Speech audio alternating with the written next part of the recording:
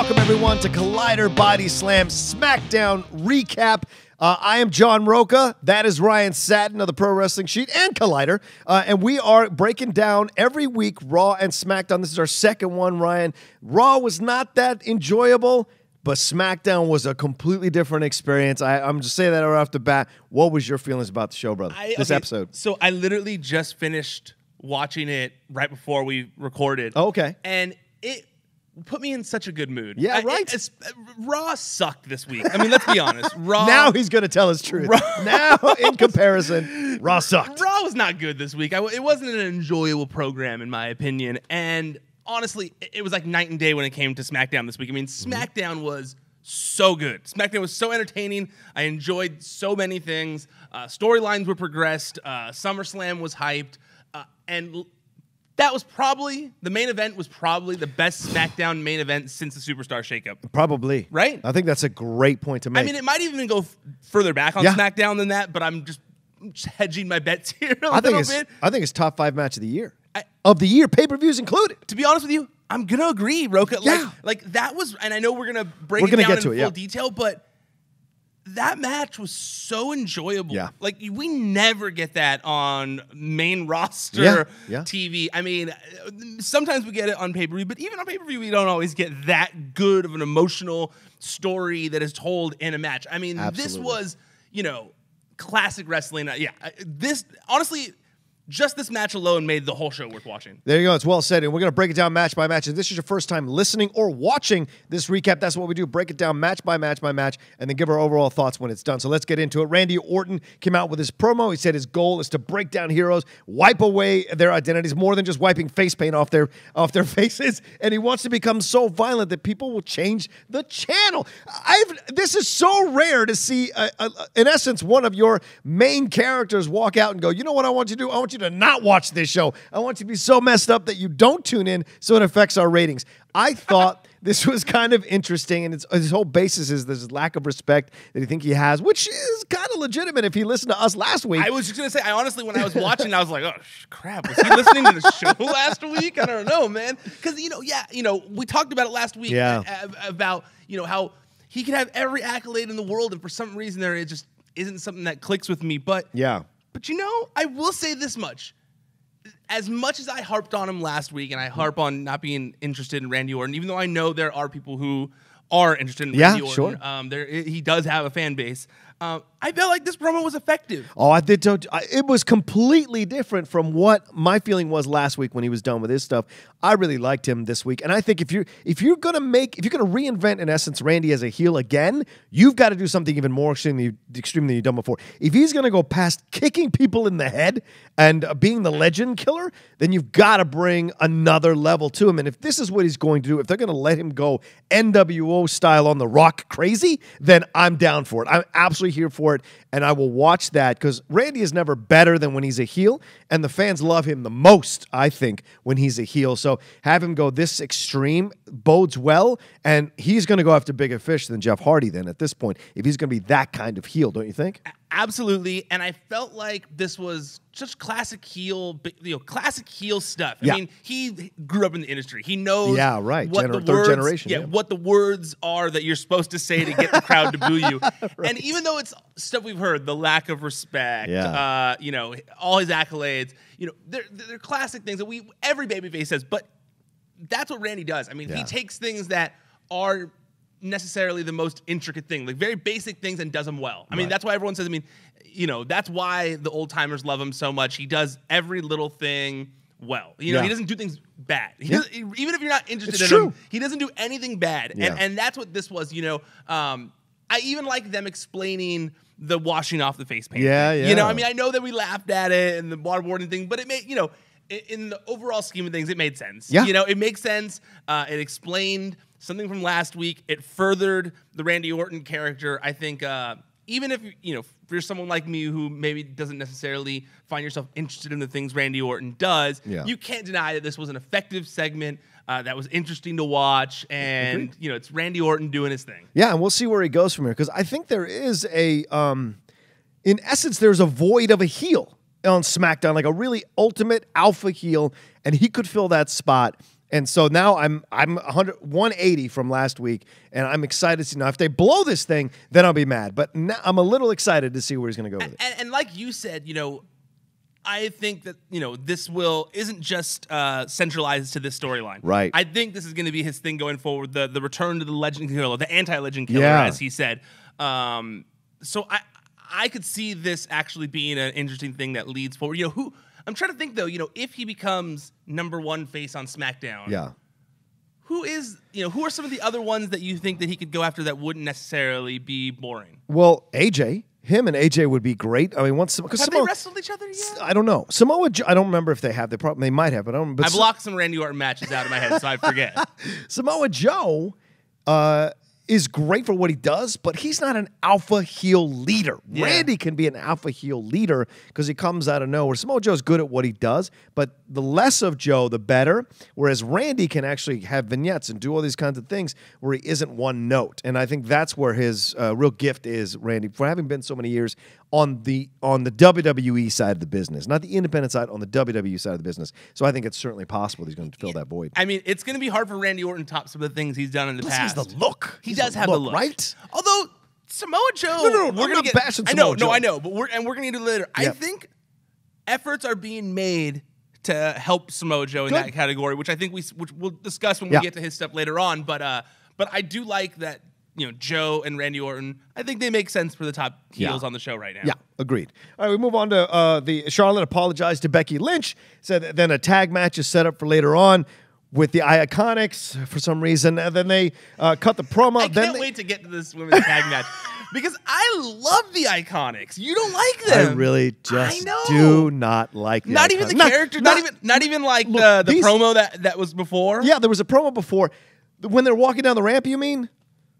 No, because if the audience is going to turn on you and go boring, chanting boring, and those ladies, respect those ladies. I know it's tough to get over with the fans and do a gimmick, and you're handed a gimmick. You got to make it work, and I think they were making it work initially, but I think where WWE messed up being creative is they keep having them lose. So their gimmick means nothing because they're not following through or backing up their talk, even by like the skin of their teeth, or like Carmella does with these like kind of janky wins. They're not giving them any really janky wins. They're using them to get everybody else over, and I think that's dangerous. And their wrestling abilities are being exposed to a degree in these matches because they're missing spots, or they're late to spots, or they don't look believable in some of these moves. So I think that's the thing. But their gimmick has been the same. There's nothing new to their gimmick. Oh, Becky and Charlotte Shadow. I've heard that 3,500 times from them. The problem is when the crowd starts to turn on you organically, I think that's dangerous. They didn't chant like boo. They were saying boring, and that's not a good thing. Yeah, it's interesting that you say that because I oftentimes, and I think a lot of wrestling fans always find themselves on opposite ends of the spectrum when it comes to certain wrestlers. Like that's what makes wrestling fun sometimes. Of course. Like some people are just like super against someone, and some people are super into that same person, and that's what that's obviously what makes wrestling fun. Yeah. But I laughed while watching SmackDown this week because I was watching this segment. And I was laughing at everything they were saying. Like, I was entertained by it. Okay. I was cracking. I was entertained. And then all of a sudden, the crowd started chanting boring. And I was like, wait, that's not a boo. That's a boring shit. That's like a totally different thing. Because at first I tried to, like, in my head, I tried to reason with myself. And I was like, well, they're bad guys. So, yeah, they'll chant boring because, like, they're bad guys. And I was like, no, they're not. They're just not enjoying this. They're actually chanting boring at these people. And it did. Mm-hmm. It got me thinking about them because I do enjoy them. Yeah, I think their gimmick could absolutely work, Ryan. The problem is they're not giving them victories to build upon the gimmick. You're right. I mean, it's like Mean Girls without being winners. Yes. They're Mean Girls that are losers, so that doesn't really necessarily, in essence, make sense. Right. They're not even rolling and interfering in other people's matches. And they should have the advantage because there's two of them, and a lot of times there's one girl that they're up against. You'd think they'd be able to work their way around that. Right. Yeah, I could see that. I could definitely I could see where people are disliking them. Yeah. I don't think it's anything to do with their performances. No. I think they're doing everything they can with it. Yeah, no, because I mean, like, their promos make me personally laugh. Like, I liked them kind of like acting like surprised about certain things and being like really high and mighty above it. But I can also see what you're saying. The lack of wins really does hurt people. We talked about that on Raw this week when we've mentioned like the authors of pain and stuff like that. So yeah, no, I guess I see. That helps me understand why people dislike her a little more because they are, they're not like Carmella, where Carmella has, you know, been wrestling. I think more wrestling ability. Yeah. Well, no, because I think they're kind of similar in ability. Yeah, they're kind of similar in ability. Yeah. Like Becky Lynch and Charlotte are carrying that match. They carried that match. Yes, absolutely. And there's nothing. I think they just need a little more time, these ladies, to get up there in terms of skill level. They've all been wrestling for a while, so it's not like they just picked it up yesterday. Yeah. They have good skill level. I just think for me, they're not 100% there where Charlotte is or where Becky is. Some people are just natural. Charlotte was a natural. And I think that's where you get the gifts, or Sasha, or even Bayley to a degree, and certainly Becky Lynch. I just think they have to get there in order to have great matches with them, and they have to win. Like that's the thing. Eventually, you just become nothing if you just keep losing. But at the same time, like imagine. And their gimmick was great at the beginning. I loved it. But imagine if they were beating the likes of Becky and Charlotte. Like, yes, it would do well for their credibility, but at the same time, I feel like people like you, who already don't like it, are gonna be like, what the hell? Like, that's bullshit. Like, what are they doing? And they might resent them even more. Right. But, you know, in the case of that, you're kind of screwed whether you do or don't. I think your point is good, though, Ryan, is that if they should win these occasional singles matches by cheating. Yes. Because they could work together. Yes. That would work. That would make sense to me. Yeah, and Becky at the time was taking way too many losses. Now she's winning.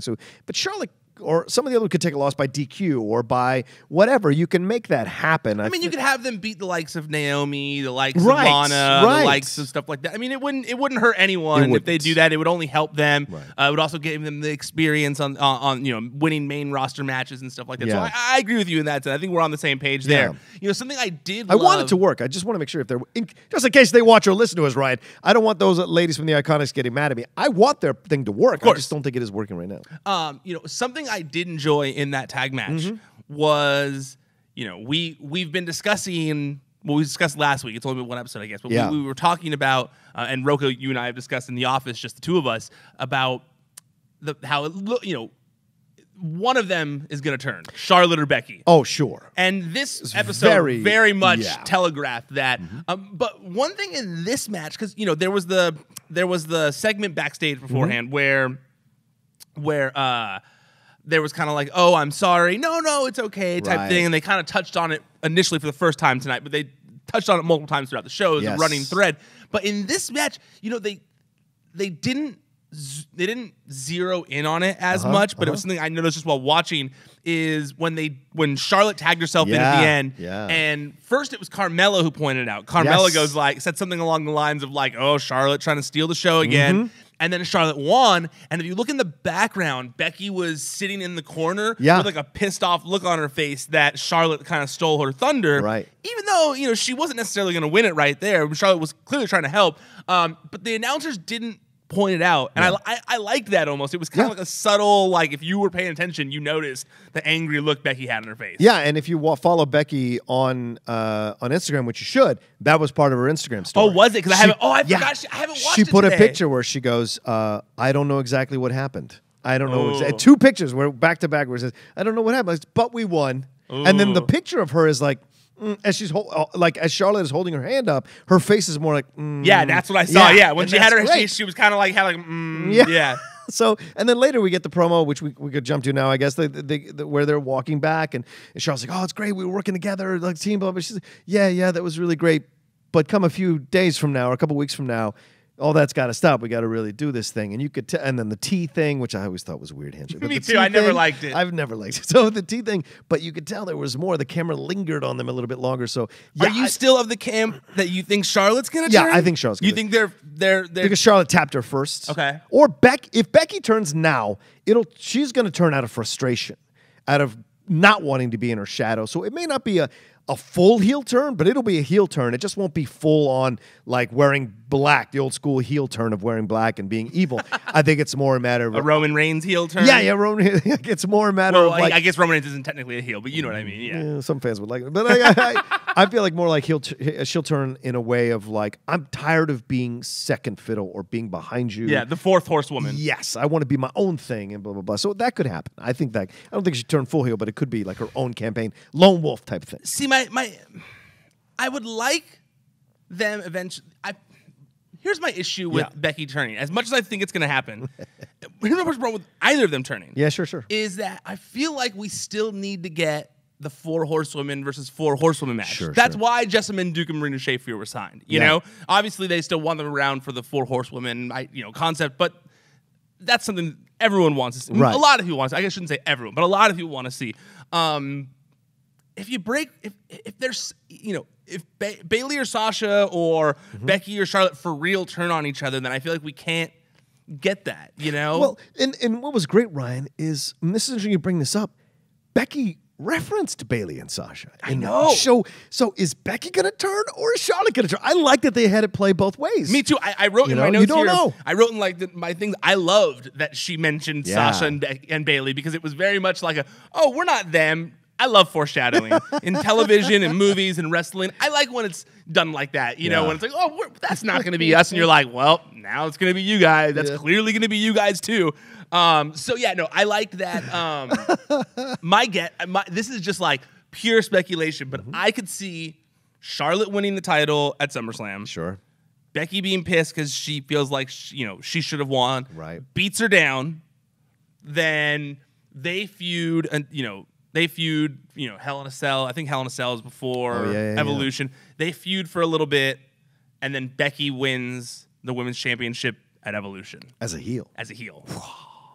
Interesting. I kind of like that a little bit. And then I could see Becky and Charlotte kind of still going back and forth for the next little bit, for the next few months until we lead to Royal Rumble, and Charlotte gets the title back at the end of their feud. Yeah. Maybe Ronda wins the Rumble or something like that, and maybe we get something along those lines. Oh, that's a good point. That could work out. I don't know. Too, This is literally just me guessing. Side, but like, I feel like when WrestleMania season comes around, like Charlotte should be one of the should be the women's championship. There's the women's champion on SmackDown, and Ronda should win the women's Royal Rumble, and they can at least, I don't know if she'll pick her, but the idea of that happening, I think that there's money there. That would be a fantastic match. And if you threw Asuka in there as a triple threat, that would be incredible. A triple threat of Charlotte, Asuka, and Ronda would be so much fun. That'd be awesome. The other thing you point out with Charlotte, it could be that another possibility, what you just said, and we'll move on here in a second. Charlotte, like Becky, could put her finishing move on Carmella and be ready for the pin, and Charlotte comes in and knocks her or something and then takes the pin away from her. That's possible because they keep foreshadowing as well. Always a bridesmaid, never a bride, which is what the Iconics said. Yeah. So that's certainly possible. That's what I could see happening. That's just my guess. Just do it. Okay. All right, so let's move on to this very funny segment. The New Day all of a sudden are back on TV more than they were before, so it's great. Once again, what we talked about the other day, sometimes you go away at the right time, and when you come back, people have been like waiting for you to come back so they enjoy your stuff. This Kramer Kingman stuff was genius. I did not see it coming at all. Puts on the wig. Kofi Kingston does interview with Biggie and Xavier Woods, and it was really funny. Oh yeah, and Renee loved it too. It was great.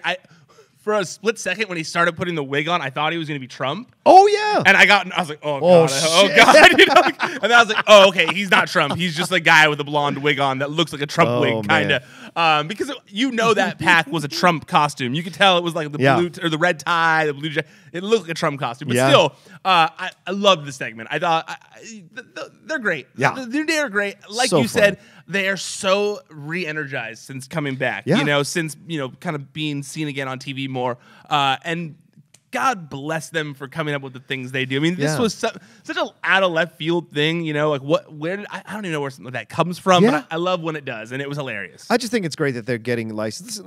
I want to say this as delicately as I can. Sometimes with black wrestlers in the history of WWE, it has gone into the kind of caricatures or stereotypes that are uncomfortable when we look back now, right? Yeah. But what the New Day have done is walk this incredible line of being funny, doing these gyrations, doing all the things they're doing, but never losing their like alpha status. And I think that's really difficult to walk, and I just can't reinforce that enough. The kudos I want to give to all three of those guys for walking that line so effectively, so well, and for creative letting them have that wide berth, because those guys are all naturally funny dudes, and it just works. And it's nice to see them get like a little bit of creative license with stuff. Yes. I mean, Pancake Power. There's no way that Vince and the creative team are coming up with some of these things. I mean, and that's Bootios, they were not coming up with Bootios. Well, and you always hear about the old time, the Attitude Era guys, the '80s guys talking about like the best characters are when they're an extension of themselves. Yes, and this is one of the few people in all of WWE who truly feels like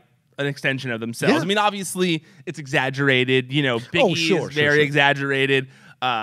You know, all the above. But regardless, it's one of those things that actually feels organic when you watch it. It doesn't feel forced. You know, so there can be so many funny things that happen in WWE that are just so forced on you. Yeah. You know, so forced. And this was, you know, they always do things where you're like, that's a great idea. That's hilarious. That's not like something you're like, oh, okay, we get it. They like pancakes. You're like, oh, that's great. They pour pancakes on that kid's face. You know? No one gets me to come real close to buying light colored shirts like the New Day do. I never do it, but I always come like orange does not look good on me. Light blue is not going to look good on me, but I think I'd consider it. That's for sure. It won't. Yeah, thank you. Okay. Don't do it. Because I have like a yellow shirt I have like a yellow shirt and a purple shirt, and I'm like, yeah, I could wear these, and then I put it on, and I'm like, you shouldn't wear this out in public, dude. Don't wear this out. I have an Iron Sheik shirt that I never wear because it's yellow. I never wear it. All right, AJ Styles. We cut to AJ Styles. He responds to Samoa Joe. Says Joe threw their friendship away from last week. Starts talking about like, you knew my wife. You referenced my wife. You knew my wife. You knew my kids. Like it's getting personal. This is like we've seen these storylines play out before between friends. This is kind of a version of it that's not as like as dark as we've seen before. But I like that they're going this route with this idea of friendship. You know, and Joe's just smiling in the back watching AJ. What did you think of this promo, man? Well, you know, I mentioned it when we were talking about the Randy Orton promo, but you know, I like that it adds a little wrinkle into Samoa Joe. You know, this whole time we've seen Samoa Joe on the roster. We know he's a big tough dude who likes choking people out. Right. But for the most part, he's kind of always been like his character has been that he is a badass in the ring. Yeah. Like he's not really like calling people's family out. He's not throwing low blows. And I like that this promo from AJ, while it might not have been the best AJ Styles promo. Sure. Dad AJ, like being tough dad AJ, I don't know if it necessarily played for me because it was like, yeah, I'm a crappy dad and I feel bad about it. And it was like, well, that's kind of sad, you know? Joe's kind of right. Yeah, then you're like, yeah, that's kind of how I looked at it when I was watching it. But I did like that, when he talked about how, we used to eat pizza together. You knew my wife. You knew my kids. We had an apartment, we shared an apartment complex.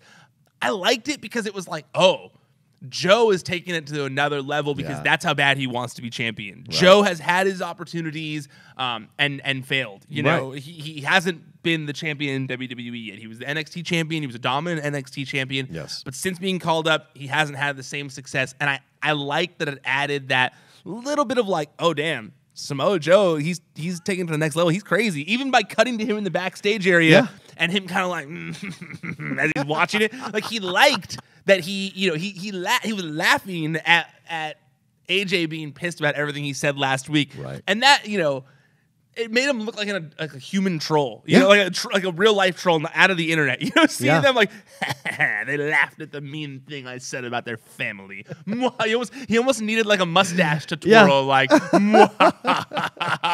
it worked so well. I mean, like, it really did. Similar with the Randy Orton thing.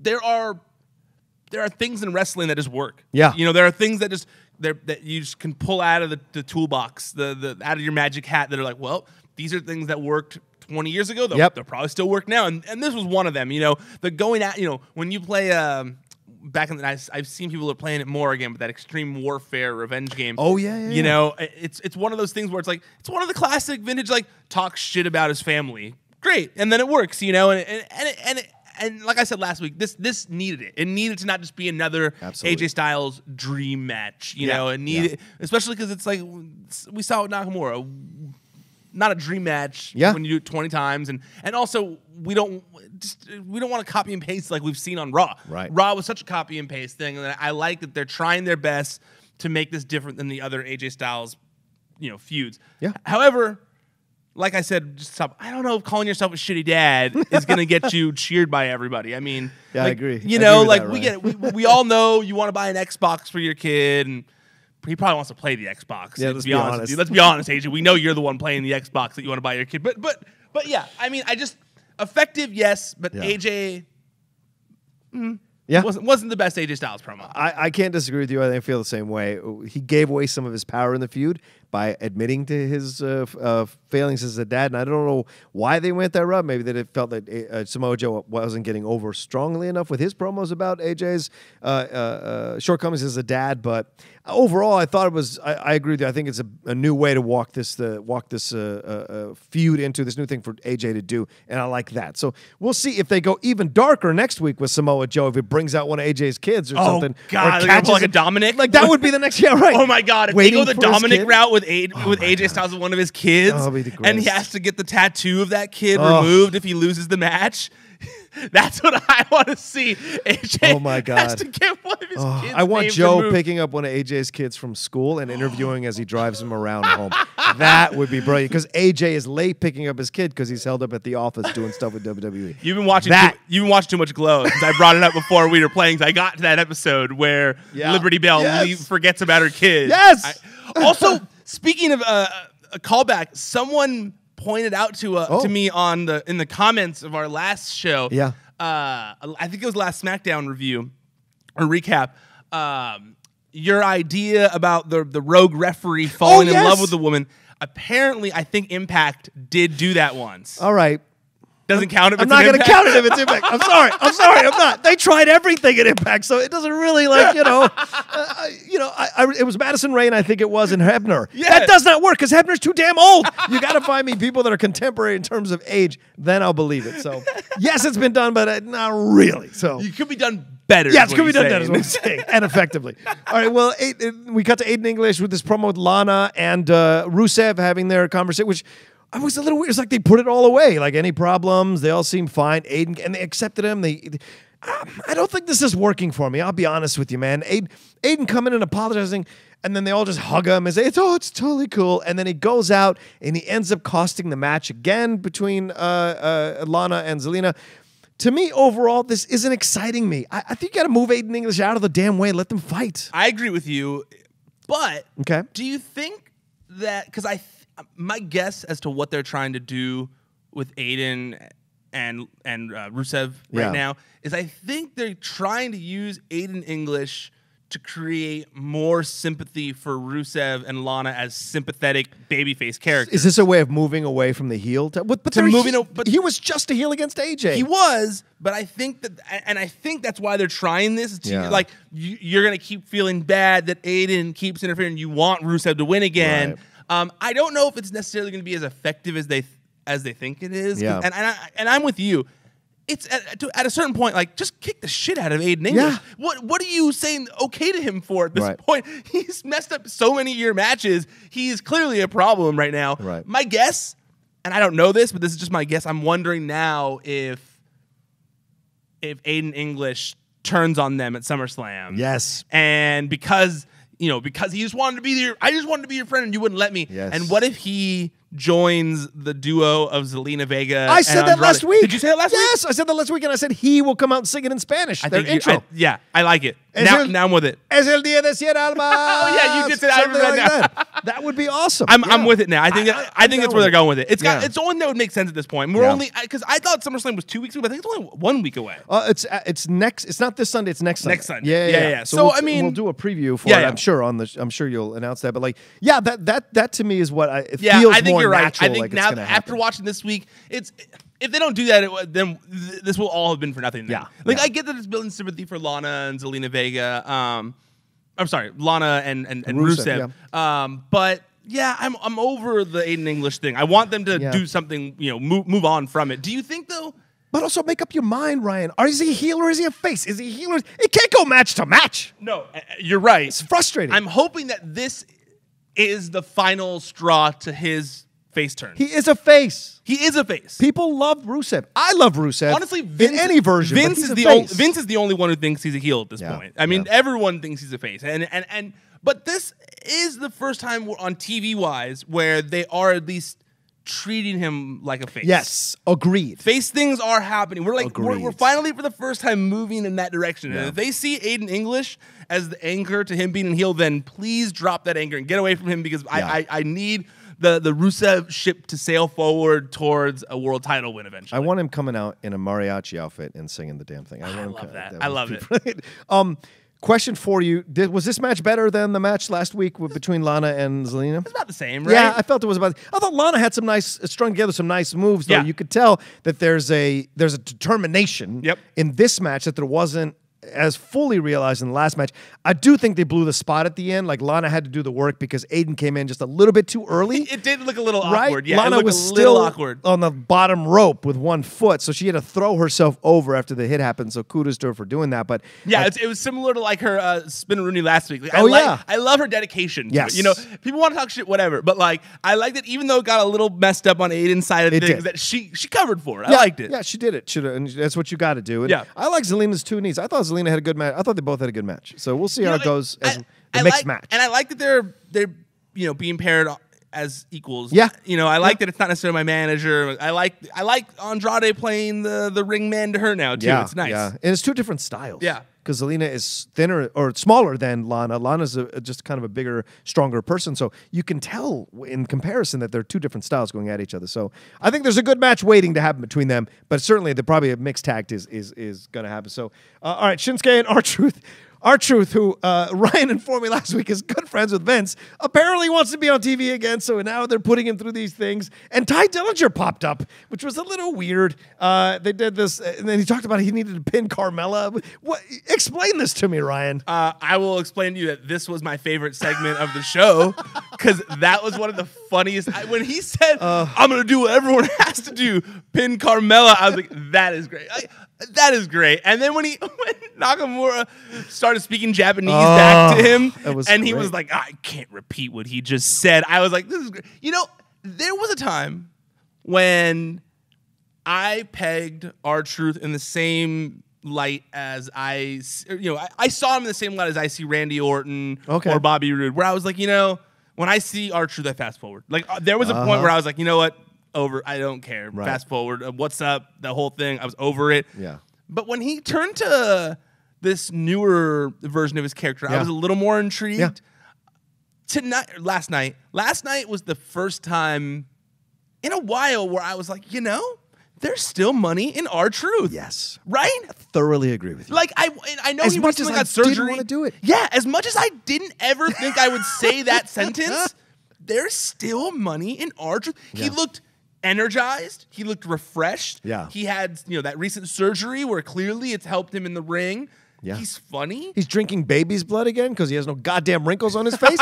He is 95 years old and he still looks like he's 32. It's incredible. It really is. It's insane. When I was looking at him, I was like, that guy hasn't aged in forever. He's been wrestling since the late 80s. What are we talking about here? It's insane to me how good he looks. And the thing is, what is the Ty Dillinger thing? Am I missing that? Was that on NXT or something? Like, no. Is this a new pairing now? I was very confused by Ty Dillinger's inclusion there. However, I thought it was funny. It was funny. Yeah. It made me laugh. And I think that R-Truth is better when he's got like when he has someone to play off of. Agreed. So I like that they know that like he needs the other person who's like the viewer with him, like who is almost translating what's happening for the viewer on screen, who's like living what are you talking about? But he's still out here, Ty was there. Ty goes, no, we don't do that. No, we don't pin Carmella. We don't fight the women. No, and then he was like, don't be silly. I'm not gonna fight Renee Young or whatever. And Shinsuke, listen, before he talked to Japanese, Shinsuke was funny with Renee as well. Dude, heel Shinsuke is my favorite Shinsuke. The way he jokes through these questions and the way it's okay, Renee. The little things that he does, I just love it to pieces. So, and then they came out and he fought him and he beat him. Right? Shinsuke beat him, but it was a good match. But it was a good match. It was a good match. And maybe I hadn't noticed this in the past, but that submission move that Nakamura was doing, I liked it. Yeah.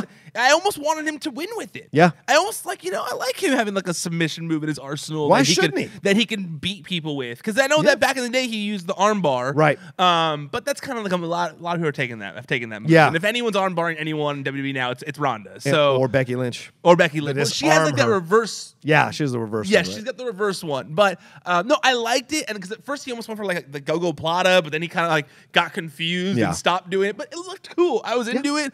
I've always thought that like leg triangle thing was cool. And I liked R-Truth's new gear. It didn't have like the the old school, like the airbrush has a little played out. Yeah, so he didn't have like the airbrush pants. He's kind of had like some cool cargo shorts. Not cargo shorts. Those aren't cool. They're shorts. He had shorts. He had shorts.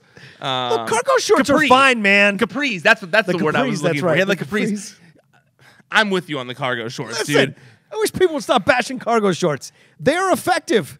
They're good shorts. They're good shorts. They're good shorts, everyone. Like, don't shit talk on cargo shorts. I'm tired of people telling us we can't wear cargo shorts. And I've been shamed. Like these, I hate these shorts.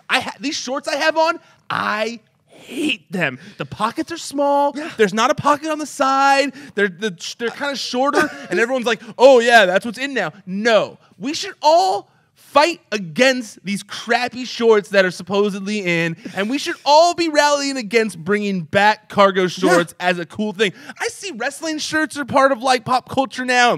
You know, Drake's walking around in a Razor Ramon shirt. Drake, do us a favor, please. Go wear cargo shorts. Every rapper, please. Go wear cargo shorts. Start wearing cargo shorts so they'll get cool again and we can all be comfortable when we're walking around in shorts. I had no idea that this was a thing until recently, and my friend's wife was telling us that a lot of women hate these cargo shorts. They campaign to have men stop wearing cargo shorts. You get a purse. We have to carry stuff. You think? Like, our pockets aren't big enough to carry all the stuff we have to carry. Cell phones, keys, wallets, other things, paraphernalia, work things, tools, whatever, we need stuff. Do you think? These people. Do you think this anti-cargo movement is like a female conspiracy? I don't think it's. I think there are some people. I think it's almost it's a female because I don't want to get us in trouble. I'm just, I'm saying this is where I first heard his friend's wife. So I'm not saying it's a female conspiracy, but that was a source. I'm not against this theory, is all I'm saying. Because most of the time when I tweet about cargo shorts, it's something I've tweeted about in the past because I finally was like, all right, fine. I give in. I won't wear it. So I went to like shopping recently and I had to like sadly tweet a picture of the cargo short area and I was like, fine guys, you win. I won't buy anything from this area. And then all the guys were like, no dude, wear the cargo shorts. Wear them.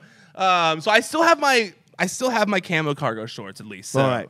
I wear the lighter fabric now because of summer and everything, but I still enjoy cargo shorts. I just can't. I've got a couple pair of those. They drive me nuts. They're just not enough room. I hate them. I hate them. I hate them. I hate them. Okay, cargo shorts. Go crash that cargo shorts. All right. So we had a backstage interview with Miz and Daniel Bryan. Daniel, good little promo by Miz, I thought, and then Daniel rolls in and goes insane, and Miz destroys him with a vase. Like, that looks scary, dude. That looked way too real for me. The sound of it was unsettling. And then the way Daniel Bryan kind of slowly got up, it scared the hell out of me, man. It looked so real. Yeah, absolutely. I wasn't super into the promo. It was kind of like, yeah, that's what we've heard. Yeah. We've heard. But you see him getting angrier, which I like. He's getting more frustrated. Me too. I did like that. Like his anger level's increasing. But I was like, you mentioned this to me right before we started recording that if you're doing like a great job on the performer is doing a great job when you don't want to look at your phone. Yeah. And this was one of the times where I was starting to go towards my phone. Like I was like, Miz is kind of losing me. He's kind of losing me. And then when Daniel Bryan found him, and we saw Daniel Bryan now knows the secret location and rushed in, I was like, whoop, phone down. I'm back in this. And then they started going at it. And then when he hit him with the vase, I was like, oh, this is all right. Yeah, let's do this. Yeah. But at the same time, they are really doing Daniel Bryan no favors. Yes. I mean, my theory from last week is that it seems like Daniel hasn't given them the green light on whether he's signing again. This only furthered my suspicion of that because it was like they're really doing a job, they're really trying to get Miz over here. This is not Daniel Bryan's comebacks against Miz so far. This has so far been Miz kind of, the Miz party, So, I'm very interested to see what happens at SummerSlam because of that. If he loses here, there's a real bad sign for his future in WWE. I agree. But also Total Bellas 4, the new season, Total Bellas season 4 just got renewed, which also makes me think that maybe he is re-signing and that all this is just part of the show. I just want a great match. Yeah. You know what I'm saying? Because like if they took so long to finally get this going, and I think they're ahead of schedule. I think they didn't think they were going to have to do the Daniel Bryan Miz thing this early. Me too. But it works. It's working right now because there is genuine heat between those guys. I don't know if maybe they've achieved a mutual respect like Cena and The Rock did eventually, but there feels like there's still genuine heat between those two dudes. And so when Daniel Bryan was coming real close to some of those fake punches that they do in wrestling, he was coming real close. And that's why the vase shattering felt so real, because they did a great job of making it feel that way. And so we'll see. I'll see. I think they are really one of those professional rivalries where they are two guys who push each other to be better. As much as you would have never expected that when Daniel Bryan first debuted and Miz was going to be his mentor or whatever, and everyone was like, "What? Miz is Daniel Bryan's mentor?" Right. But ever since then, they really have done a good job of elevating each other. They always elevate each other, and I really am excited for this match. Yeah. I think that these two have the ability, and we're going to get to the main event. Yeah. But these two have the ability to put on a match that will blow everyone away. Agreed. Just as much as that match. If they were given as much time as New Day and The Bar were given on SmackDown this week, if they get that much time at SummerSlam and they are actually saying hey, blow the doors off, blow everyone away, go kill it, I honestly believe that they would put on maybe the match of the year. Yeah, it's certainly possible. They certainly have all the components to be able to do that. All right, the Bludgeon Brothers did a backstage promo, whatever that was all about. I guess I don't know. I don't need them to talk. I'll be honest with you. Just show up with the hammers and handle your business. All this other extra stuff, you don't need it. The only thing I'll say about this one is that I at least appreciated that they took some of it. They tried to have it be short. Yeah. They didn't want them to have to talk a lot, and it didn't feel as hokey as some of the other ones have felt. It was just two guys talking shit from the backstage area. So I liked that, but yeah, I agree with you. Right. I don't need them talking. Yeah. The thing that came up next where they beat up the jobbers. Yeah. Was just as effective. Yeah, it was. Yeah, exactly. It got the job done. Yeah. So what was the point of all of that? They beat up the three jobbers, which is so boring as hell to watch. I don't know why they need a squash match. I don't know why they need a squash. They're already champions. Yeah. Why would the champions need a squash match? It makes no sense. Why? It made absolutely no sense. Right? The other thing that made just no bring sense out the Ascension. Just bring and have them job. It just makes no sense. The other thing that made no sense in this match was that guy's beard. Yeah. Oh, what was that? Why did he have a white beard? Yeah. I was very confused. To get attention, I imagine. Random. And I also thought peacocking. And I also thought that one guy looked totally like Santino Marella, right? It was crazy. I was like, is that Santino? I thought he retired. I thought it was Mission Impossible. I thought he was going to pull the mask off, and it was Santino the whole time. I fool you. All right, let's get to it, man. New Day versus The Bar. Dude. Ryan, I don't know if I have the words to do this match justice. All I can tell you is it was a complete surprise that this match blew the doors off the show, and really it was like a growing surprise. It wasn't like, oh great, I was looking forward to this match. I was more like, okay, let's see what happens. And then as the match went on, I was like, this is becoming pay-per-view level. And then when it became pay-per-view level, you were like, this is incredible. When you counter that with the 20-minute Constable Corbin Roman Reigns match, this is the match. This is what should have happened on Raw. You wish this would have been on Raw. This is on SmackDown, and it kicked ass. God, I didn't even think about that until you just mentioned Constable Corbin and Roman. But this literally, I think, was given the same amount of time as that match. That was their showcase match on Raw. This is their showcase match. Wow, on crazy. SmackDown. Yeah. No, you're right. I unfortunately I didn't watch till today, so I saw the reaction that first I saw James's tweets last night from the Wrestling Street account saying how good the match was, and then I started seeing more and more people say the same thing, and I was like, oh, I really gotta watch this match. I was like, I gotta give this my full attention. Put the phone down as we were discussing. So I was like, oh, and I think this whole episode was a lesson of old school things work. Yeah, taking old things and applying it to new wrestlers will always work. Yep. They'll always work in wrestling. Pro wrestling is one of those things where as long as you put a little bit of a different spin on it, it'll work. And this was one of those things where, tag team wrestling was showcased here. It wasn't four guys wrestling in a where two guys were forced together. It was actual tag team wrestling. Yep. It was tag team maneuvers. It was innovative tag outs and tag ins, and it was innovative things throughout the match that played into it being a tag team match. Yeah. And that's why I think it did so well. I mean, some of those near falls, I was here in the office. I wasn't in my living room, and I was trying so hard not to be like, oh, like when he, there was one, like when there was like a time when they knocked Kofi out of the ring, yes. and I was like, oh, like in my desk. There was a time when Kofi did that tornado DDT off of like the guardrail or whatever. I was like, whoa, that was crazy. Right. And even, Cesaro and Sheamus doing the kind of like tag team where Cesaro did the superplex and Sheamus did the jump off the top rope with just a knee to his shoulder. Yeah. Very basic knee to the shoulder.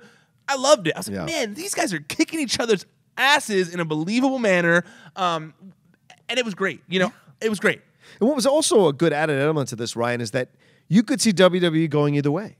They could have actually let the Bar win or New Day win, which most of the times you can predict on these house these house shows that who's going to win. You can predict on these programs who's going to win. But in this one, they could have easily gone either way, 50-50. And so to me, that added another element to the match that was exciting. Because you didn't know which other going to, and there were numerous times where it looked like either team was going to win because they had the 2-1 advantage in those situations. Yeah, there's not a time often when you're watching Raw or SmackDown where near falls are believable. You usually, I would say like 90% of the time when you're watching a match, especially on Raw or SmackDown, you know who's going to win. Yes. And even if you don't normally care. Yeah, you're like, it's not a big deal. It's not a big deal. Who cares? It's like, okay, the Riot Squad's going to beat Sasha and Bayley this week. Sasha and Bayley's going to beat Riot Squad next week, whatever. You know? Mojo, Bobby Roode, insert whoever. But this is one of those ones where there were actual stakes on the line. Yeah. And furthermore, you mentioned this about New Day when we were talking about the backstage interview segment. Yeah. But they had a little bit of time away. The audience got to miss them, and the Bar were the same way. I mean, the Bar out of everybody since the Superstar shakeup, they've done nothing. They literally were on the sidelines, not doing anything with them. And I think there were multiple reasons for that. I don't think it was like a reflection of their talent or their characters or anything like that. I have a feeling there were lots of factors. Yeah. Injuries, just lots of different factors. Sure. But this was one of the times where you see that time away can help out a wrestler enormously. Yeah. Having some sort of break was huge for all these guys. They were all so refreshed. I mean, Cesaro puts on amazing matches. He really does. That's his thing. He's a best bout machine, like Kenny Omega, and I think that he was ready. He had a lot of time off. Yeah. He was ready to put on a dope match. He was, he was ready. And I think the New Day were the same way. I mean, they really haven't had a lot going on. No, they wrestled the Usos a little bit here. Right. But for the most part, they had not been the permanent fixture they once were, like when they were on Raw. Exactly. So, yeah, I think that it really was, it did so much for both teams. For me, it really, the Bar never clicked for me on Raw. I agree with you 1,000%. To me, either. Yet this version of them, whatever they did in the hiatus, I love them now. Right? I really do, man. You know what I think the difference is on Raw when they first got put together, I think that it was so obvious that they were like, we don't know what to do with these two guys. Right. We have them do this feud. The now we put seven together series, seven match series. yeah. Didn't matter. Put them together. And it never felt organic, like we were mentioning with New Day. It never felt like they were friends. It never felt like this is something that was going to last for a long time. Cesaro has hopped between tag team to tag team to tag team. Right. I don't think it felt like this was going to be a thing. Even when they started calling themselves the Bar, WWE didn't call them the Bar. They were calling them Cesaro and Sheamus on TV. So it was like they were trying to force the name of the Bar. Right. And then in their time off, it seems like they spent a lot of time together as friends. I mean, if you follow them on social media, they were doing all these things together. They were going to soccer games together. They were hanging out. They were working out. They were broing out together. And you were like, oh, you know what? They kind of are friends now. Yeah. They are boys. They've kind of been tagging for a year now. They are a tag team that are going to stick around. Yeah. And I think that this tag match was proof that they're a force to be reckoned with in the tag team division. I hated that they lost. I would have hated that any team lost. Right? And that's a rare match. Yeah. Where I don't want it to end. And immediately feel bad for the team that lost, and I want them immediately thrown into a triple threat match for the title. Yeah. Like, I think it should be the three of them going at it as a six-man tag. I really do. Because Kofi has come a long way for me in being believable against these bigger guys, right? And Kofi did a great job against the Bar last night. And so I would like to see, I don't think that he can necessarily be believable doing the job against the Bludgeon Brothers. That seems to be a glorified squash match to me. So I don't know if I think including the Bar makes it more believable that it can go either way. I'm in complete agreement there. Although, it seems like we're getting a triple threat tag team match for Raw, so I don't know if they want to necessarily do two of them like that. Yeah, that's a good point.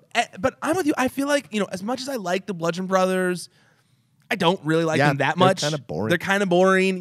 They're just like not that. It's kind of, as much as I said that what's old can be new again, this isn't it. As much as they want them to be a throwback to like a 80s kind of tough, big, brooding tag team, this isn't it. I don't think it's it. The mask, I honestly think keeping the mask, as much as Harper's mask looks cool, Rowan keeping his old mask was too much of a throwback to the Wyatts, and it was too confusing. And their reign as champions hasn't really been that interesting. They haven't really done much with them. They're still wrestling three jobbers. They're wrestling. They're not even like, so...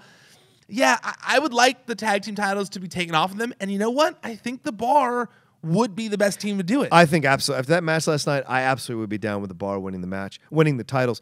Here's what I'll tell you. Ryan, you know this, I'm sure, from all your experience watching professional wrestling.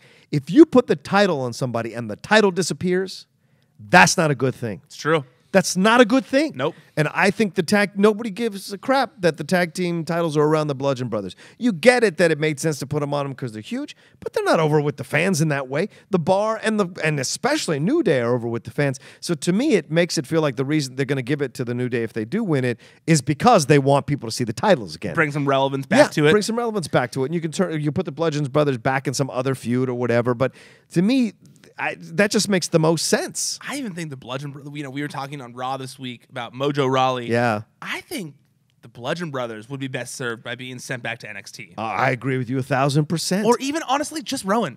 Listen, that's what I want. I don't think Harper needs to go back to NXT. Okay. Harper as himself would be over. That cool mask is sketchy. Yeah. I just think Rowan drags him down. Mm-hmm. Rowan drags him down. I don't think there's as much interest in Rowan. And I think that, Braun was a breakout star from the Wyatt family. Obviously, Bray Wyatt is someone they love. Yeah. Harper has never really gotten his due as a singles guy, and I think it's because he gets tagged with, he gets stuck with Rowan. Well, and people say, oh, injuries, blah, blah, blah, blah, blah, blah. But in the end, you have opportunities. If you can't make the opportunities work and you can't get over with the fans, sometimes you have to accept the truth of it, and it sucks. I know it sucks, but obviously you have skill. You're just not over. So he is the least over part of that act ever. Yeah, which I thought Strowman was going to be. Me too. When he first showed up, I'm like, okay, another big dude who's going to have 5 moves in his arsenal and not have any charm or personality. Great. And I can't believe Strowman is the one that came out of that whole Wyatt family. More so than Braun. Yeah, more so than Bray Wyatt. Yeah, and will stay that way to the end. Yeah. That guy is a superstar to the end. Yeah, absolutely. Speaking of superstar till the end and breaking out from the pack, I think another thing that I noticed while watching this match is that as much as I love New Day, Big E needs that singles push. How dare you? No, I don't want them to break up. No, don't get me wrong. I don't want them to break up. I want them to still be a unit. How dare you? But Big E needs that singles push. I agree.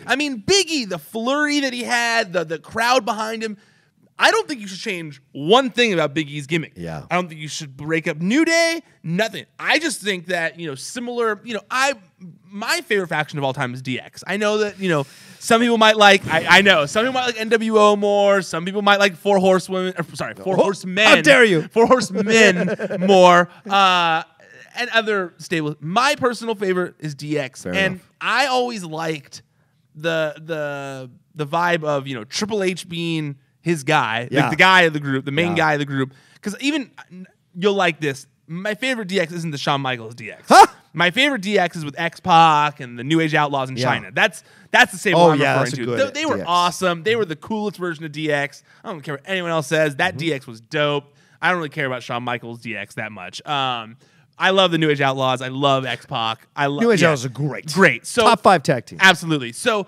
I liked that, the vibe of that stable was Triple H was the singles guy. Yep. And then the leader, and then there was, New Age Outlaws around him, and then X-Pac on the side in China or whatever.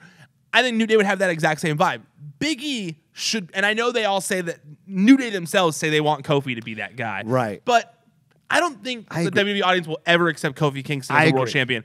The WWE audience will 100% accept Big E in the world title scene. And Big E needs, I don't necessarily know if I think that Big E will get it without, if he were to break up and go heel or turn against New Day, I don't necessarily think that the momentum will be behind him. I think that with New Day behind him, you could market the hell out of those guys. Absolutely. You've already kind of hit your limit on what you can market with them as tag team. Right.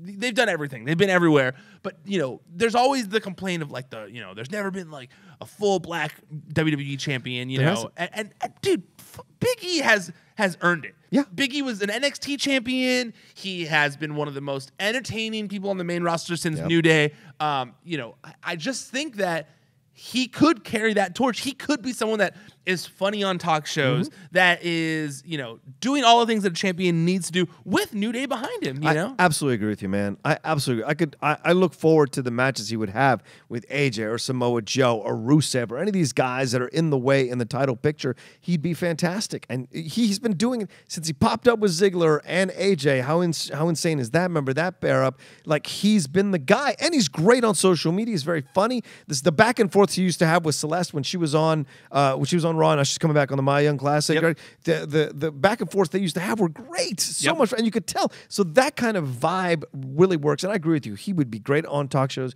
He'd be great in interviews, all that kind of jazz. And you'd finally put to rest the full black champion, having the actual belt, not the Universal Championship, not the WCW Championship, the WWE Championship. It would be great to have that once and for all. Now, ironic if it was Big E of all people, but it would work. I think it would work.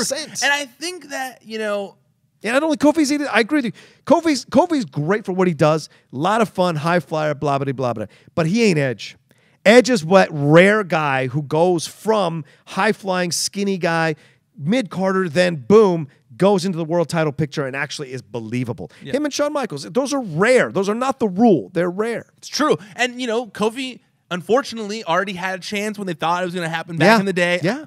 I just don't see Vince ever getting behind it. Right. But Vince loves big buff guys. He does. He loves big buff guys, bodybuilders, heavy lifters, all that kind of, that's Big E. That's Big E all the way. And Big E, he is culturally relevant. Like he has a better eye for things in pop culture than anyone else on the roster. Absolutely. So I personally think sooner than later, we need a Big E singles run. All right. That's me. You heard it from Ryan Satin there. I agree with him 1,000%. What do you guys think? What'd you think of Smackdown this episode? Did you like it? Did you enjoy some of the matches? Did you enjoy this last match? You think it was top 5 match of the year? What do you think is going to happen with Becky and Charlotte? All those things. Shinsuke. What's going to be Shinsuke? Is he going to keep the belt or is he going to lose it? What's going to happen there? Let us know in the comments section below. Thanks again for watching and listening to the Collider Bodyslam Smackdown recap and review. Ryan, what do you want to tell the fans? Just check ProWrestlingSheet.com daily. Today, if you're watching this when we put it up, we're going to be having we're going to have a live blog about everything going on at the Mae Young Classic. Cool. Your old co-host, Aaron Turner's going to be there. Yeah. So he's going to be sending me updates throughout the tournament taping today and tomorrow. So we're going to have some live blogs up on that. But really, if you're listening to this, go check us out on video. I think you'll enjoy the video. Yeah. It's on our YouTube channel. You can subscribe there, like the video, share it if it's something you're interested in, and vice versa. If you're watching this video right now, hello, you can see our faces. Go to our go to our podcast feed, the audio feed. It's on Podcast One or iTunes or wherever you get your podcasts. It's Wrestling Sheet Radio. We've got a weekly slate of audio shows that goes out there. We've got our recaps for Raw and SmackDown. We've got Top 5 with James and Kevin. We've got the flagship show, Wrestling Sheet Radio, that comes out on Fridays. And so please go subscribe on there. It helps us out. Leave a review. Leave what's it called? Just stars or whatever. Ratings. Ratings. Yeah. There we go. Leave a rating. Leave a review. Give us 5 stars. And check us out on social media. It's at Wrestling Sheet on Facebook, on Instagram, and on Twitter. I'm at Ryan Satin. I'm at The Rocha Says, my homage to The Rock. And what Ryan says is right. If you guys like pro wrestling content on Collider, you got to do a little bit of effort to show love. Subscribe, leave comments, rate, review, the whole nine. Download the podcast. You don't even have to listen to it. Download it. That gives us a download. Then delete it. Just that quickly. You can do that. Go to the YouTube page and hit like. That's all you have to do. Watch it for a minute. Leave it on the background. No noise on. We get the views. So those are the kinds of things that we need. If you want to keep pro wrestling content on Collider and promote what we've been doing here, what Ryan has definitely been doing as the leader in this arena, it would be awesome. So thanks again for watching us. We'll be back next week with another Collider Bodyslam Smackdown recap and review, and we'll talk to you soon. Until then, Ryan, tell them. Oh, stay out of the dirt and keep your eye on the sheet. ProWrestlingSheet.com